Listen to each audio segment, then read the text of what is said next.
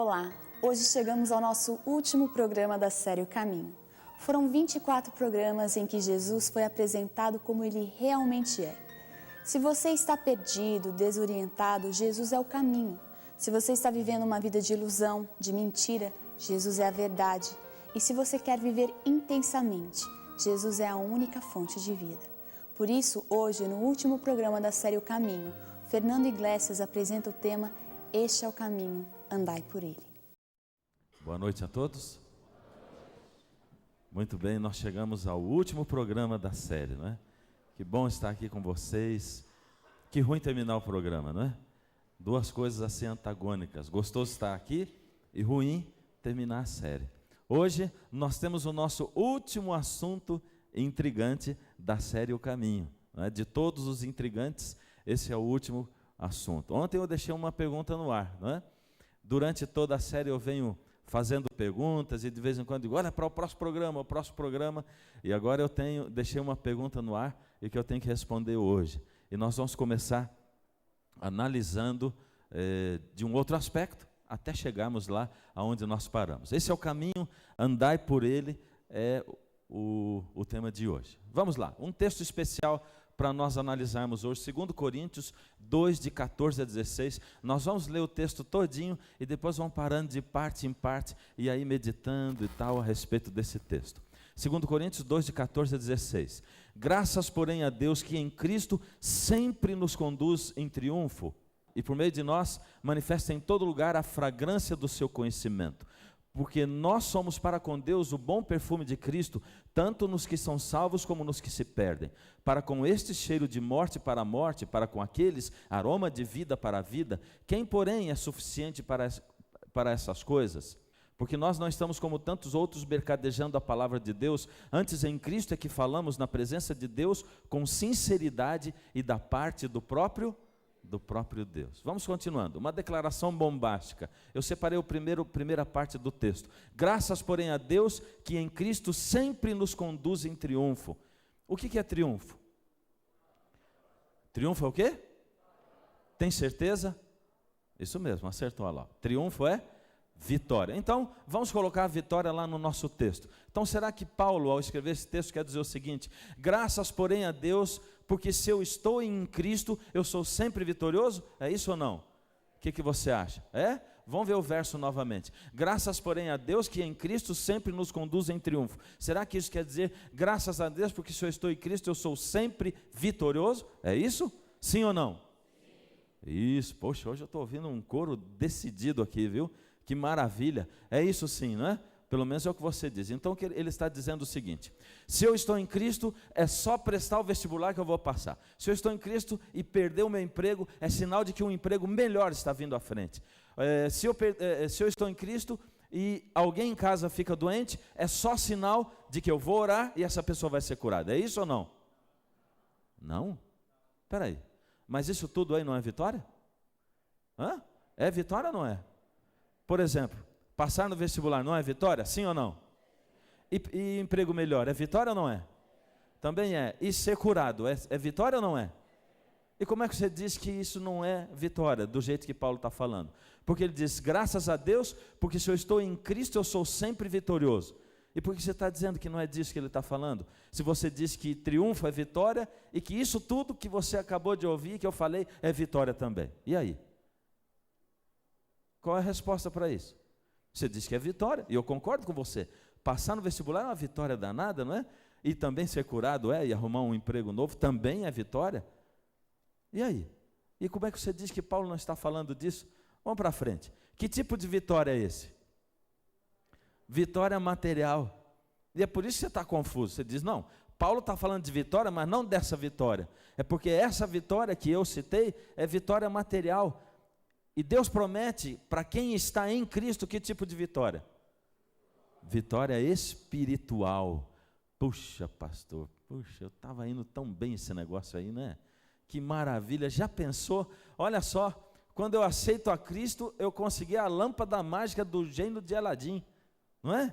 E alguns acham que conseguiram mesmo, né? E pegam a Bíblia E a Bíblia se torna a lâmpada mágica. Eu já falei outro dia aqui, tem gente que deixa a Bíblia em cima do móvel da casa lá para abençoar a casa, mas não abre nunca, a Bíblia não vai abençoar nunca, ela não é um amuleto da sorte. E tem gente que pensa assim, eu vou à igreja, vou lá, entrego meu dízimo lá, e tem mais, eu vou numa igreja que tem um pastor poderoso, porque esse pastor poderoso vai orar por mim, e aí a coisa vai acontecer lá em casa, e aí quando eu tiver problema, eu esfrego a Bíblia, e aparece lá e Deus diz assim, pode fazer agora os seus desejos.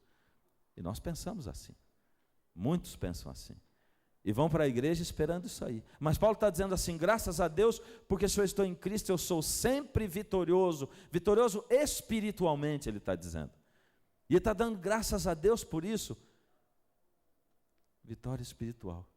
Puxa, mas estava tão bom, né? Porque se as duas coisas pudessem caminhar junto, e Deus sempre prometesse, mas se Deus dissesse assim, graças a Deus, porque se eu estou em Cristo, eu sou sempre vitorioso, espiritual e materialmente, aí ia ficar complicado, porque ninguém ia morrer, não é verdade? Era só alguém ficar doente, outro ia orar e ele ia sarar. Ninguém ia morrer, nunca mais nesse mundo. Era só orar e ele sarava, orou, sarou. Era só assim. E também um homem fiel, como foi Jó, por exemplo, não passaria pelos problemas que ele passou, e nem Moisés, e nem Davi, e nem Abraão, e todos eles que também passaram por problemas materiais, porém, lutas espirituais, crescendo na fé sempre. E Deus diz, se eu estou em Cristo, eu sou sempre vitorioso espiritualmente. O problema é que alguns deixam de estar em Cristo. E quando larga a mão de Cristo, fracassa espiritualmente. Mas essa é a promessa. Você está em Cristo, vai ser sempre vitorioso espiritualmente. E o que é mais importante? Vitória material ou é a vitória espiritual? O que você acha? Vitória material ou espiritual? Vitória espiritual, não tem dúvida. Qual tipo de vitória que é mais importante? Material ou espiritual? Tem certeza? Então me ajude lá, vamos ver. Agora, me ajuda a colocar em ordem de prioridade. Olha, família, o que mais? Trabalho e Deus. Primeiro lugar, o que está em primeiro lugar? Deus, está certo, olha, eu até acertei junto com você. Segundo, eu já previ o que você ia falar, né? Segundo e terceiro, só sobrou o trabalho, né? Terceiro, o trabalho. Pronto, ordem de prioridade, Deus, a família e o trabalho. Está certo assim ou não? Espiritualmente olhando a vida, essa é a prioridade. Mas agora vamos ver o seguinte, vou fazer uma pergunta difícil para você responder. Por que você faz o contrário então? Porque olha, em primeiro lugar você coloca o quê? E trabalha quanto tempo? 8 horas por dia. Mas você diz que em primeiro lugar está Deus, né? Em segundo você coloca o quê? A família, você dedica o quê? O tempo que sobra. Das 8, o que sobra você dedica para a família. E em terceiro, Deus. O que você dedica para Deus? Quando sobra só. Mas você fala assim que o mais importante é o espiritual, não é? E a gente enche assim, o que é mais importante, material ou espiritual? E todo mundo diz, espiritual, mas a gente inverte a pirâmide e coloca Deus por último. E costuma fazer isso todo dia e todo dia. Deus é só se sobra alguma coisa. É porque nós somos bons teóricos. De cada 100 pessoas, uma só vai ler a Bíblia hoje. As outras 99 vão ler o quê? A sua vida e a minha. Essa é a verdade no mundo. Você e eu somos a Bíblia que o mundo está lendo. Essa é a verdade. Mas nós somos bons teóricos. Falamos que Deus é a prioridade, que o espiritual é mais importante, mas colocamos em prática outra coisa, não é? E outro dia um camarada diz assim, mas pastor, se eu ficar orando 8 horas por dia, ajoelhado, a minha família vai morrer de fome e eu também. E aí, ele estava certo? Estava ou não estava? Se você ficar orando 8 horas por dia ajoelhado, a sua família vai morrer de fome, você também, isso é certo. Mas para estar em Cristo, eu preciso ficar ajoelhado todo dia 8 horas orando? E deixar de trabalhar? Não. Como é que eu estou em Cristo? Nós vamos aprender já já. Lembra-se como nós terminamos o último programa? Lembra lá ou não? Olha, como pedir e manter o batismo no Espírito Santo. Porque a gente estava dizendo que para receber o batismo do Espírito Santo, nós temos que clamar por ele, e depois que nós recebemos o batismo no Espírito Santo, nós temos que manter, porque cada dia nós temos que receber de novo o batismo no Espírito Santo. E a pergunta foi assim, eu disse assim para vocês, e agora, como pedir pelo batismo do Espírito Santo e manter esse batismo todos os dias? E eu falei, você quer saber? E você falou, quero. E eu disse assim, no próximo programa. igual eu faço muitas vezes, né? Pois esse verso está a resposta, nesse que nós acabamos de ler. Como é que ele começa mesmo? Graças a Deus, porque se eu estou em Cristo, eu sou sempre vitorioso. Em Cristo sempre me conduz em triunfo. Ou seja, graças a Deus, porque se eu estou em Cristo, eu sou sempre vitorioso. Ou seja, para eu ser sempre vitorioso espiritualmente, para eu estar sempre na vitória espiritual, mantendo e renovando o meu batismo do Espírito Santo a cada dia, eu tenho só que estar em Cristo. É só isso. Estar em Cristo. Mas agora vem uma pergunta. Você tem uma pergunta em relação a isso? Não? Como é que eu posso estar em Cristo? E a resposta é essa: comunhão. E o que é comunhão? Você sabe o que é comunhão? Às vezes a gente responde umas coisas assim com uns termos meio igrejeiros, né? Que muita gente entende, gente que está na igreja, mas muita gente não entende também. E o que é comunhão? Bom, eu disse, para estar em Cristo, para receber o batismo do Espírito e manter, eu tenho que estar em Cristo. E o que é estar em Cristo? Estar em Cristo é manter uma comunhão com Ele. Comunhão é o quê? Vamos lá. Primeiro lugar, oração. Oração é falar com Deus. E a gente tem um monte de frases bonitas, né, para falar sobre oração.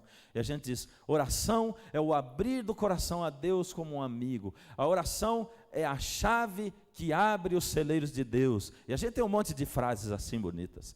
Mas oração é um termo que anda distorcido ultimamente, não é? Alguns acham que oração é fazer uma reza repetitiva, e muitos não prestam nem atenção no que estão falando. Outros acham que oração não é uma reza, mas a gente é capaz de ir à igreja, e alguns dizem assim, sinceramente, se aproximam da igreja, né, e dizem, pastor, mas eu não sei orar, como é que ora? Com o tempo você vai aprender, e alguns dizem. E com o tempo você não aprende a orar, não. Você aprende a decorar os chavões de oração que muitos usam na igreja. Porque nós somos capazes de decorar chavões e usar assim, colocando como se fosse em ordens aleatórias, e às vezes usa uns, e às vezes... Eu vou resumir para você o que eu estou falando. Por exemplo, vou exemplificar. Você chega e ora para Deus assim, amado Pai que habita nas alturas dos céus. Esse é um chavão que as pessoas usam na oração, e muitos usam assim. Ó Deus maravilhoso que habita nas alturas dos céus. Você já falou um chavão. Mas vamos falar mais chavão agora para terminar essa oração. Muito obrigado pelo dia de hoje. Obrigado pela sua presença aqui. Perdoa os nossos pecados e permanece conosco. Em nome de Jesus, amém. Olha, quantos chavões. Às vezes você não sentiu nada daquilo que você falou. Você não estava pensando nada daquilo, porque o teu dia, quem sabe, foi um dia atrapalhado, ruim, difícil, você passou por um monte de dificuldade, teve problemas. Tudo que você pediu para Deus aconteceu o contrário. Você está nervoso aquele dia. Na verdade, você está tão cansado de trabalhar, porque você trabalhou tanto, fez horas extras, que quando chegou no fim do dia, você não tinha vontade mais nem de orar. Mas como você tinha que orar, você ajoelhou do lado da tua cama e disse assim, amado Deus que habita nas alturas dos céus, muito obrigado pelo dia de hoje. Mas que obrigado pelo dia de hoje? Se você está nervoso com Deus porque não aconteceu nada do que você pediu, está dizendo da boca para fora, você não está falando como um amigo. Presta atenção no que você vai falar com Deus. Existem tipos diferentes de oração, e você pode fazer orações de tipos diferentes, em horários diferentes. Você pode fazer oração andando na rua, pode ou não pode? Pode fazer oração no ônibus, chacoalhando para lá e para cá, ou não pode? Na fila do banco, aquela coisa chata, você pode orar ali ou não? Pode. Transforma esses momentos chatos em momentos agradáveis com Deus. Fala com Deus, conversa com Ele. Você precisa estar falando quando você está orando, você não precisa falar. Você pode pensar, você pode fazer uma oração escrevendo num papel, uma oração diário. Eu falei para você ontem que eu faço isso também, não é? E você pode escrever, Deus, isso, e você conta um monte de coisa para Deus, que talvez você não contaria ajoelhado assim, só pensando ou só falando, porque você se perde, o seu pensamento é chamado a atenção para cá, para lá, e você vai se perdendo. Mas quando você escreve, você vai contando para Deus, e Deus vai participando da sua vida, você vai contando como a um amigo. A oração é imprescindível, porque a oração é você falando com um Deus que é um Deus vivo. Mas existe um segundo elemento dentro da comunhão. A oração, eu vou dizer para você uma frase, que é uma frase feita, mas tem uma frase que diz assim, que a oração é a respiração da alma. É isso. Sem oração, não existe cristianismo. E você não está em Cristo. Mas estar em Cristo são 3 coisas. A oração é só a primeira. A segunda é a leitura da Bíblia. Pastor, mas como é que eu vou ler a Bíblia? A Bíblia é um livro complicado. E eu costumo dizer, né, que tem gente que já leu o Gênesis 66 vezes, não é verdade? Porque chega no começo do ano e diz assim, esse ano eu vou ler a Bíblia. E começa do Gênesis de novo. E aí ela só lê, quando termina o Gênesis, ali o comecinho de Êxodo, quando começa a entrar as dimensões do santuário, a leitura fica meio chata, cansativa, e a pessoa já larga de ler a Bíblia e parou ali mesmo. E no ano que vem ela vai começar de novo em Gênesis. Faz o seguinte, lembra a primeira coisa, que nesse mundo ninguém nasceu gostando de ler Bíblia. Ninguém. Eu não nasci gostando de ler Bíblia também. Ninguém nasceu gostando de ler Bíblia. Porque a Bíblia não é um livro assim, escrito ainda que tenha a Bíblia a tradução da linguagem de hoje, que dá para ser mais agradável, né? E outro dia eu estava conversando com um rapaz, um garoto, 18 anos, eu estava fazendo uma conferência aí fora, e aí ele chegou para mim e disse, pastor, eu tenho um problemão, é porque eu não gosto de ler a Bíblia, mas eu não quero me perder. Eu digo, você tem um problemão mesmo. O que eu faço, pastor? Eu digo, bom, vou te dar uma receita boa para você gostar de ler a Bíblia. Leia a Bíblia. E ele foi saindo, né? Ah, tá bom, tá rindo da minha cara, né? Não estou rindo da sua cara, não. Volta aqui, vou te falar de novo. Mas pastor, eu estou te falando assim, eu não gosto de ler a Bíblia, você está dizendo, eu estou te perguntando o que eu faço para gostar de ler a Bíblia, você está dizendo, leia a Bíblia? Eu digo, é exatamente isso. Vamos mudar de assunto, eu disse para ele. Agora, eu não sou o pastor, você não é o membro, eu sou o médico, você é o paciente. E eu estou aqui olhando o seu exame médico, e o teu exame médico está dizendo para mim que você vai morrer daqui 1 hora, 22 minutos, 32 segundos, se você não tomar, a partir de agora, uma injeção diária com uma agulha desse tamanho dentro do seu umbigo. Credo, pastor, ler a Bíblia é ruim assim? Eu digo, para você não é? É. Então. E aí, vai tomar injeção ou não vai? O senhor está falando que eu vou morrer, eu vou tomar injeção, é lógico, né? Pois então, se para salvar a sua vida você toma uma injeção dessa, eu estou dizendo para você, se você não orar e não ler a Bíblia todo dia, você morre espiritualmente. E se nós estamos falando que a coisa mais importante é a espiritual do que a material, e Jesus diz assim, não tenha medo de quem pode matar o seu corpo, tem medo de quem pode matar a sua alma, a sua vida eterna, isso sim, isso é que você tem medo. E Jesus está dizendo com isso que a coisa espiritual é mesmo mais importante. Então por que você toma uma injeção terrível dessa, muito pior do que ler a Bíblia, para salvar a sua vida, mas ler a Bíblia você não lê para salvar a sua alma? Agora você começa a ler a Bíblia por um lugar que seja agradável, começa a ler Marcos, lê alguma coisa que você entenda, e você pergunta para Deus, dizendo, Deus, como é que isso aqui serve para mim hoje? O que o Senhor está dizendo para mim hoje através disso aqui? E eu combinei um negócio com ele, eu digo assim, vamos fazer assim, de agora em diante, durante 1 mês, você vai ler a Bíblia todo dia, 5 minutos de manhã, depois 10 minutos, depois você vai ler outros 10 minutos, um livrinho que eu vou receitar para você, e dei o nome de um livro para ele, né? Que eu achei que era bem agradável para a idade dele e que ia fazê-lo entender melhor a Bíblia. E os outros 10 minutos você faz uma oração, fala com Deus, assim, como quem fala com um amigo, enquanto o assunto durar. Enquanto o assunto durar, vai ser curto, hein? Eu digo, não tem problema, você fala com Deus, pergunta para ele, fala, reclama, pede, conta, fala com Deus. Aí eu fiz um acordo com ele, porque ele tinha dito assim, pastor, sabe do negócio? Minha mãe, pastor, minha mãe ela enche a minha paciência. Porque minha mãe, pastor, eu não posso fazer nada em casa. Se eu vou ver televisão, daqui a pouco ela chega e diz assim, você é fogo, né? Dia inteiro vendo televisão, para ler a Bíblia, nada, né? Aí eu vou jogar um videogame. Aí eu estou jogando videogame, ela diz, você é fogo, hein? Você fica o dia inteiro jogando videogame, lê a Bíblia que é bom, nada, né? Pastor, eu não posso fazer nada. Se eu vou jogar bola, se eu vou jogar videogame, se eu vou ver televisão, minha mãe fica dizendo para eu ler a Bíblia. É por isso que eu tenho tanta raiva de ler a Bíblia. Eu digo, você tem a raiva de ler a Bíblia, mas não lê a Bíblia também, né? Mas vamos fazer um acordo. Eu vou falar com a sua mãe e ela vai ficar 1 mês, 30 dias sem pegar no seu pé. Ela não vai te falar nada, não vai falar para ler a Bíblia, nem para deixar de fazer isso, fazer aquilo. Sério? Eu digo, sério? O senhor consegue mesmo? Eu digo, consigo, vou falar com ela. E o que eu tenho que fazer? E aí eu falei para ele, aí você faz assim, assim, assim, 10 minutos de Bíblia, 10 minutos do livro e 10 minutos de oração. E eu vou te dizer um negócio, não pode ser mais, tem que ser só esse. Eu não vou querer mais, pastor. No fim do mês você vai querer mais. Mas peraí, pastor, o que isso faz de diferença na minha vida de eu dedicar esse tempinho? Tem que ser todo dia, eu estou dizendo, primeiro, todo dia. Porque é que nem uma corrente, você vai colocando um elo no outro. A hora que você cortar um elo, cai tudo. E você tem que começar tudo de novo. É um mês sem falhar nenhum dia. Mas o que isso vai fazer diferença para mim, pastor? A diferença é a seguinte, é que quando você faz isso, você acorda de manhã, e com isso você está dizendo assim, Deus, eu estou colocando o Senhor no primeiro lugar da minha vida hoje, esse dia.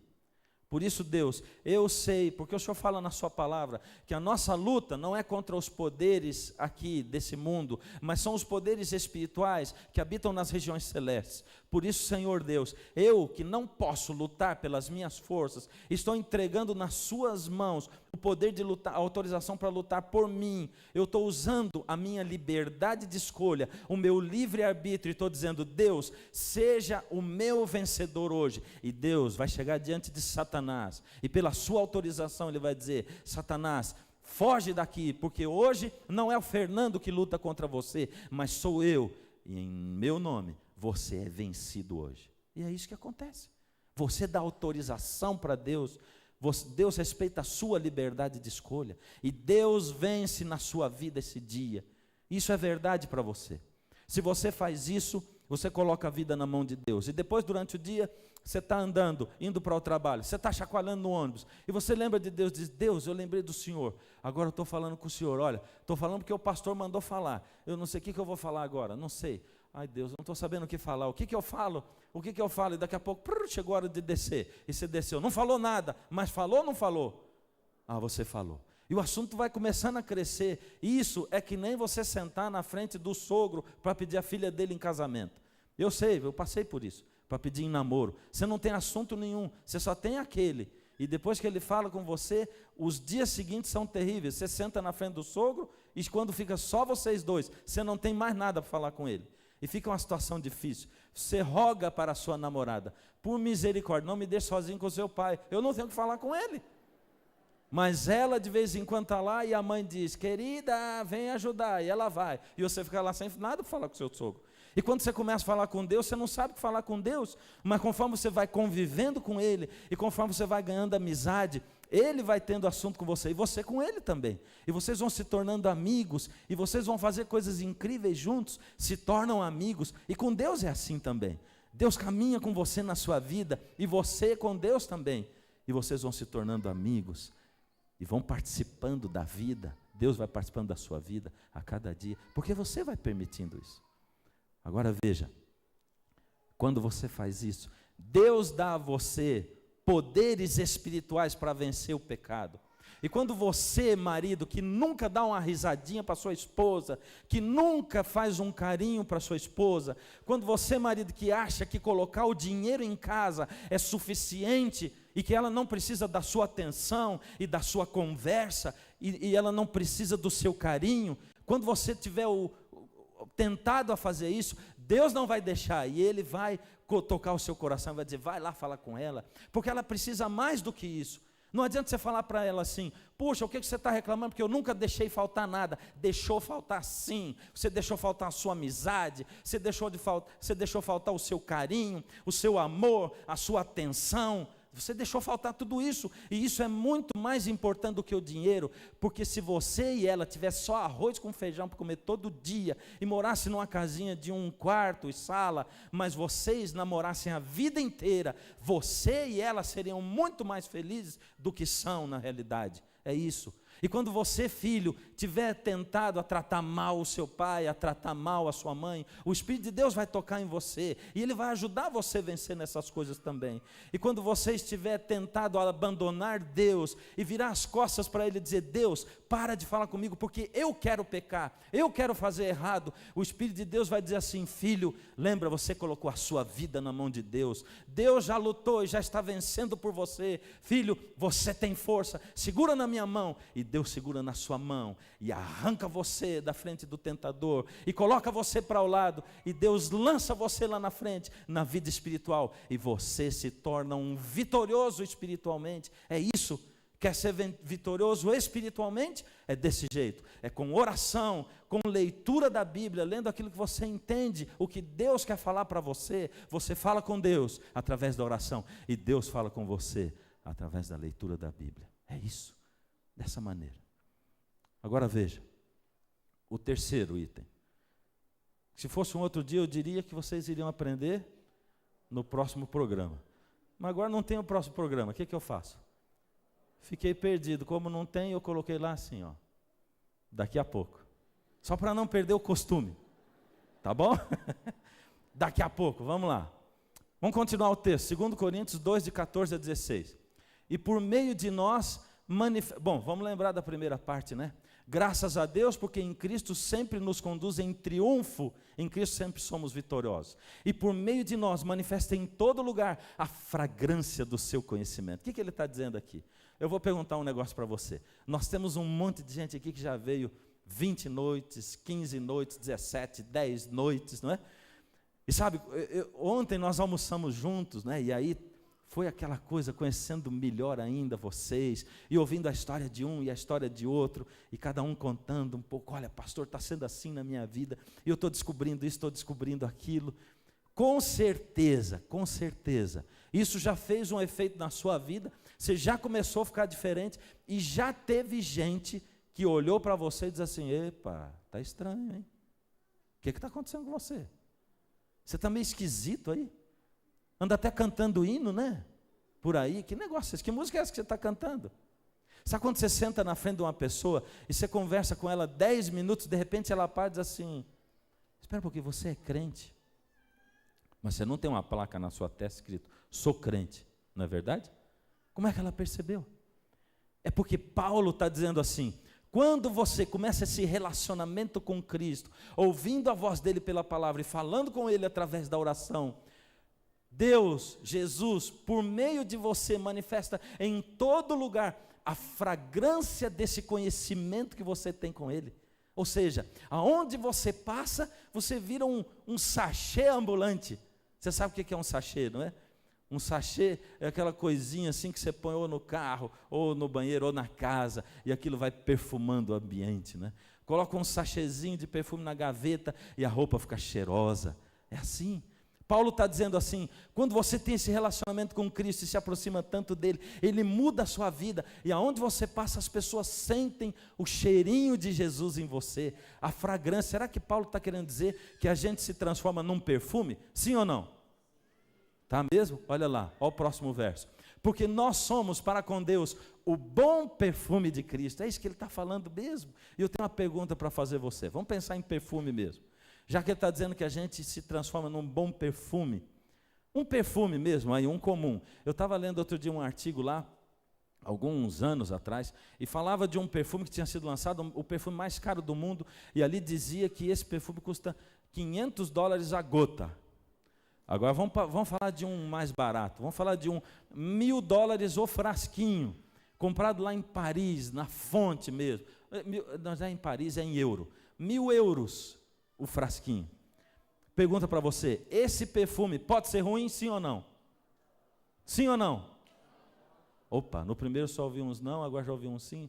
Terceira vez, sim ou não? Ah, vocês estão confusos ainda, né? Depende do gosto de quem sente o cheiro.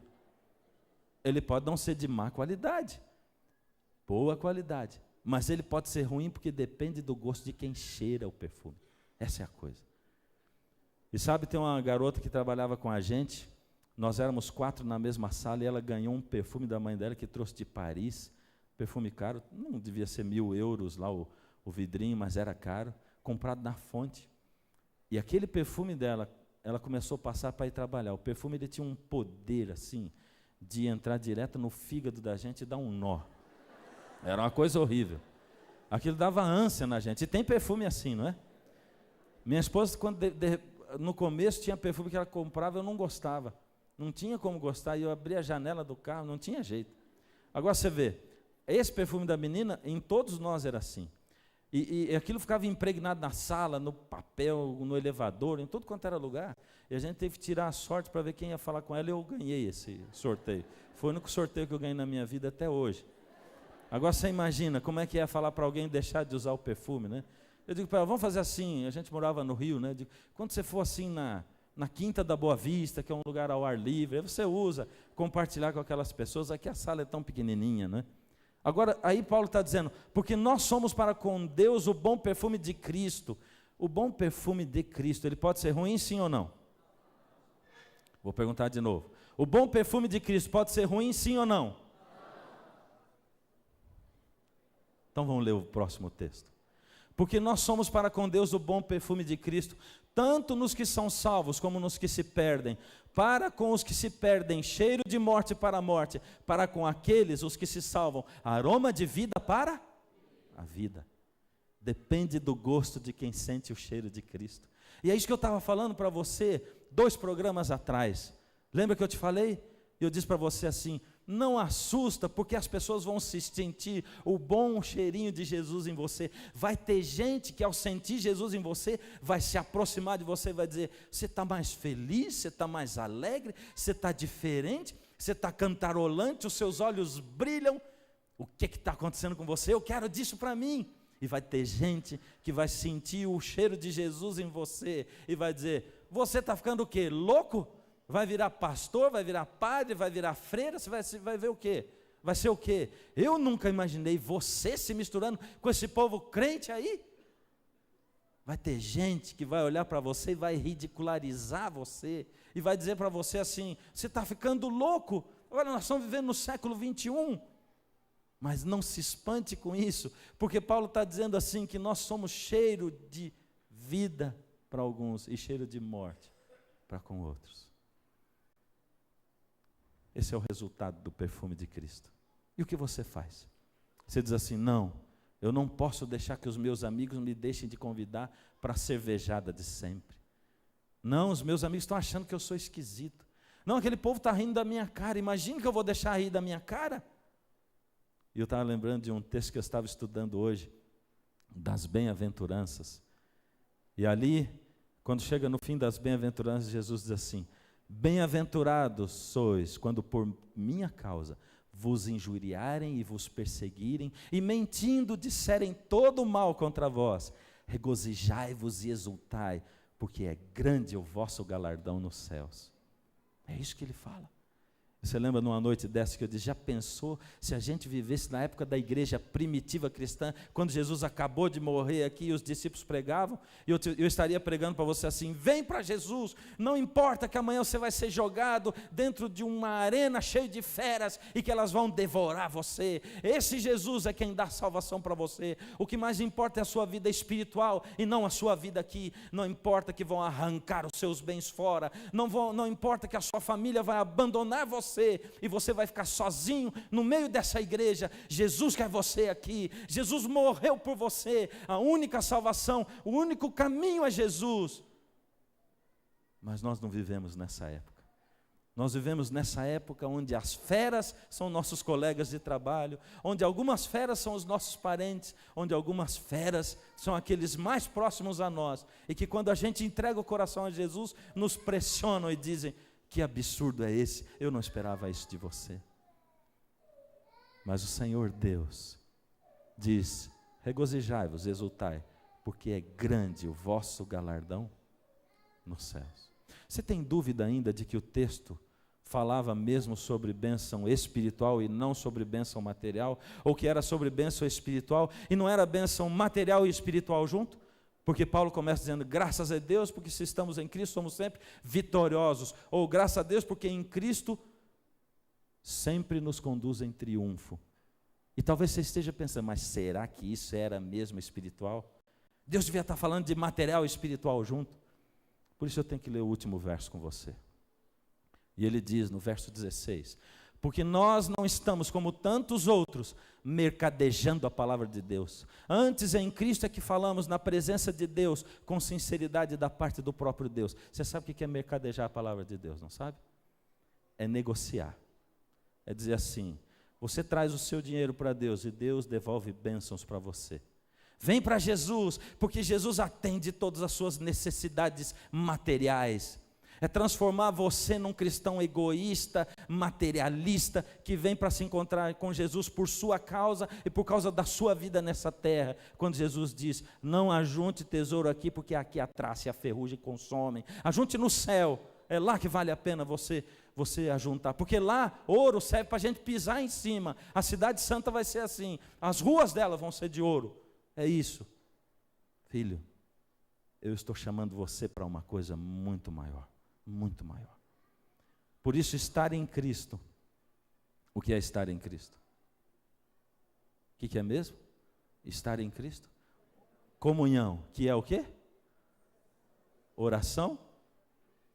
O que mais? Oração, leitura da Bíblia, o terceiro? Testemunho. Essa é a última coisa. Esse é o caminho. Andai por ele. Testemunhar. E para testemunhar a gente não faz muito esforço, não. Para testemunhar é só a gente contar o que Jesus tem falado e feito por nós. É só contar como Jesus tem agido na nossa vida. E você vai ver que Jesus vai estar honrando a promessa dele com você a cada dia. E ele vai deixar o Espírito Santo na sua vida e manter você pleno do Espírito em cada dia que você viver aqui nessa terra. Há um tempo atrás eu estava fazendo uma série numa cidade aí do Brasil. Aí no segundo dia da série, um amigo meu falou, puxa, eu perguntei, cadê sua esposa? Não veio hoje a série? E ele disse assim, não, minha esposa está com a irmã dela, porque a irmã dela tentou cometer um suicídio. E ela está lá, e eu digo, poxa, vamos lá orar por ela. Não, fica aí, não quero que vá e tal. E não fui. No outro dia, cobrei de novo, não. E quando chegou no terceiro dia, a esposa dele me ligou e disse assim, por favor, vem aqui para orar pela minha irmã. Eu digo, pois é, eu vou aí. E fomos ao hospital. Quando cheguei no hospital, ela me procurou e disse assim, pastor, você toma cuidado, porque eu tenho aqui meus irmãos, que são os outros irmãos dela. E sabe, tem um irmão aqui, um nosso, que ele falou assim, olha, é o seguinte, eu quero revelar um negócio para vocês todos. Eu procurei aí minha filha estava doente um tempo atrás, e sabe, a nossa irmã está doente hoje. E a minha filha ficava doente, não sarava. E eu pensei, eu tenho que chamar um pastor que tem poder. E eu peguei e fui a uma igreja tal. E levei minha filha lá. Minha filha tinha um problema assim, psicológico, psiquiátrico. Mas eu tinha certeza que tinha alguma coisa espiritual do mal junto. E eu levei, pastor, e quando eu cheguei lá, o camarada disse assim, a sua filha vai sarar. Você pode saber que ela vai sarar. Agora veja, essa igreja costuma cobrar por milagres. E ele diz assim, bom, eu fui lá, e ele fez a oração, e a minha filha saiu de lá totalmente curada. Aí diz a irmã, ele diz totalmente curado, mas ela depende de remédios ainda hoje. Ela está indo ao médico, não é totalmente curada. Ela depende de remédios. E ele está aí, e ele quer, de qualquer maneira, que a gente chame aquele mesmo pastor lá. Mas pastor, como é que eu posso aceitar? Porque, pastor, eu tenho aprendido a respeito de Deus, eu tenho aprendido a respeito de mercadejar a palavra de Deus, e eu não posso aceitar isso. O senhor vai? Vou. Chamei a família, conversei com eles, e eu disse, bem, eu quero falar uma coisa para vocês. Se vocês me chamaram aqui para operar um milagre, vocês chamaram a pessoa errada. Porque eu não vim aqui para operar um milagre. Eu vim aqui para conectar vocês com Deus, para que Deus faça a vontade dele na vida dessa mulher. Eu sou essa pessoa para pedir que Deus faça a vontade dele. Peço pela cura e vou orar como Jesus ensinou no Pai Nosso. Seja feita a tua vontade, assim na terra como nos céus. E vou entregar nas mãos de Deus. Isso eu vou fazer. Agora eu quero perguntar uma outra coisa. Depois que você levou sua filha lá, o que aconteceu com ela? Ela está com Jesus? Não, ela nunca foi na igreja, mas nem naquela lá, nem naquela lá. E nessa, também não. E o que é mais importante para você? Sua filha nos caminhos de Deus ou sua filha vivendo aqui sem essa doença dela? E ele ficou quieto. E eu conversei com eles um tempo assim, nós falamos juntos. eu disse, bom, eu posso ir orar, mas eu quero saber a opinião de vocês. Todos disseram ora, e ele ficou quietinho. Saí e fui para orar. Ungi aquela mulher com azeite, como a Bíblia fala. E quando eu acabei de orar, aí eu disse para a família, vocês querem dizer alguma coisa para ela? E ele foi o primeiro. Você está já sentindo melhor, irmã? Ele disse assim. Porque nós somos assim, né? Nós somos mais ou menos como as crianças são, não é? Meu menino pequenininho orava e vigiava, de um jeito assim. Com um olho ele orava e o outro vigiava. E a gente fica mais ou menos assim, orando, mas já esperando a hora que vai acontecer o milagre de Deus, né?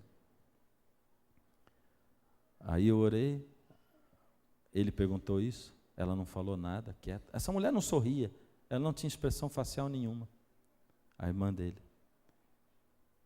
Quando foi no outro dia, eu voltei para orar de novo com ela. Cheguei, ela estava sentada na cama, conversou comigo, agradeceu. E quando foi no terceiro dia, ela saiu do hospital. Aí, ela falou, no outro dia o irmão dela ligou para mim, disse assim, pastor, eu estou com um problema, na verdade, maior com a minha família. Porque minhas filhas, elas têm a amizade delas assim abalada, minha filha não vai à igreja nunca, e eu também não tenho um bom relacionamento com ninguém em casa. O senhor podia conversar com a gente? Eu digo, por que você está me chamando para conversar com vocês? Por que você não vai comprar um milagre?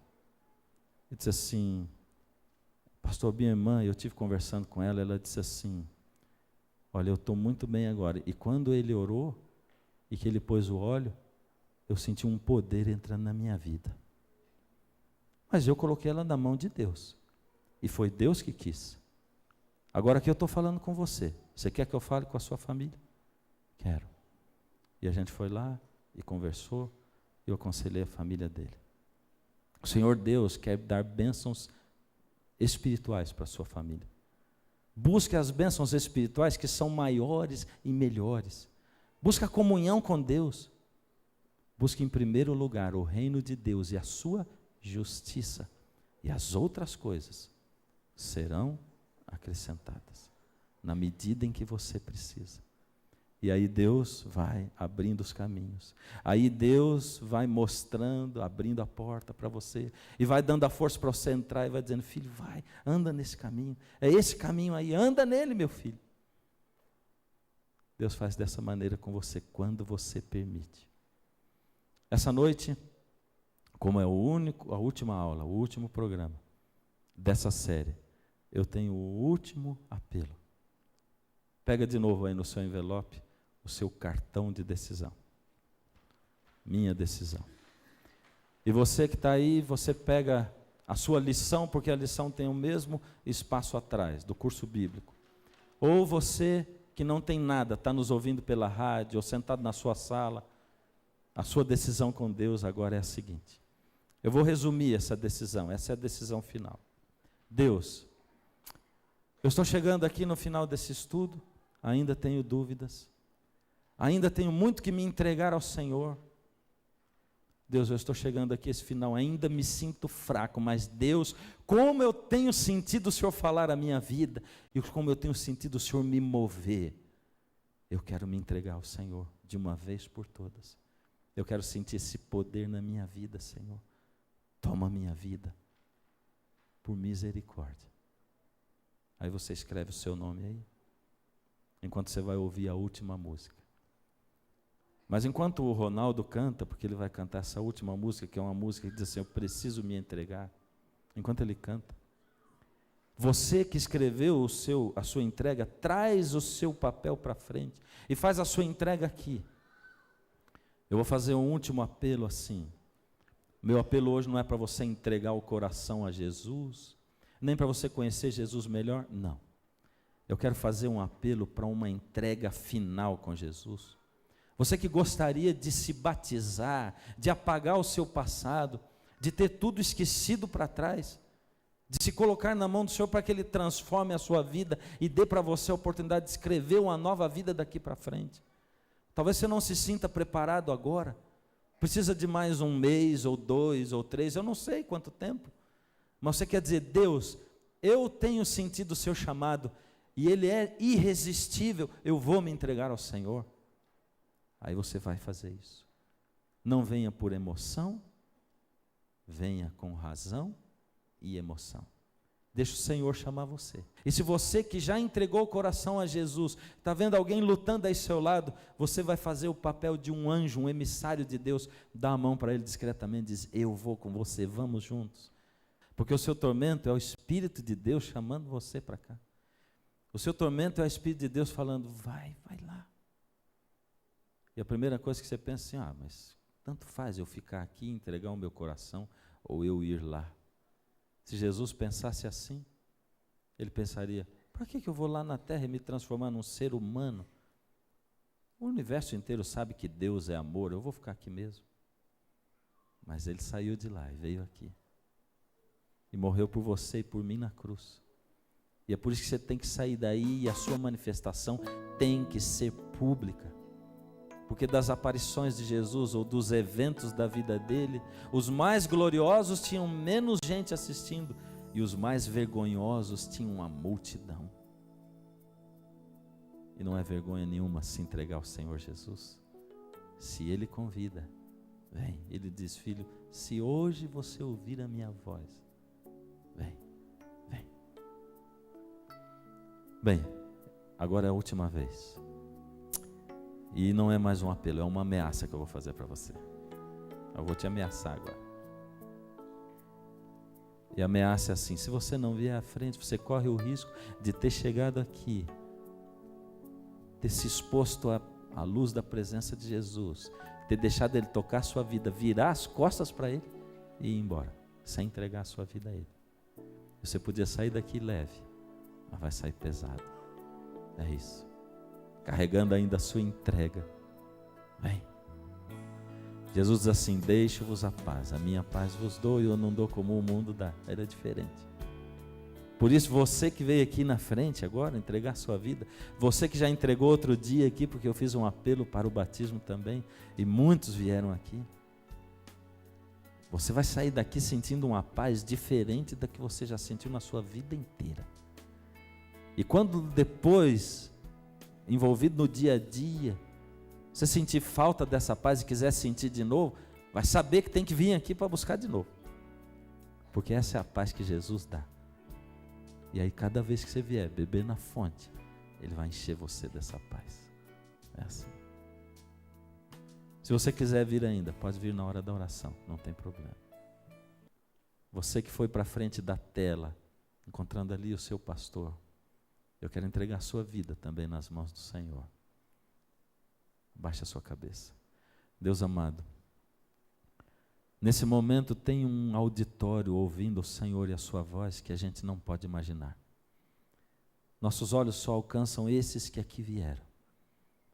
Mas, Senhor, aonde alcança a imagem da televisão, da internet ou as ondas do rádio, pessoas estão aí tremendo nos seus lugares, querendo entregar a vida ao Senhor e fazendo-o de verdade, dizendo, Deus, isso que Ele está falando lá, Deus, toma conta da minha vida assim, daquele jeito. Eu quero sentir isso, Senhor, porque eu nunca senti. Se é verdade, me faz sentir. Por isso, Senhor, para esses seus filhos, que eles possam sentir agora a paz que só o Senhor pode dar. Toma, Senhor, essas vidas, esses corações e entrega-as nas suas mãos. Ó Senhor, toma-os com o poder da sua palavra, do seu evangelho, com o poder de Jesus que pelo seu Espírito habita em nós. Senhor, nós não queremos viver uma vida medíocre nesse mundo. Nós queremos crescer espiritualmente e descansar nos seus braços.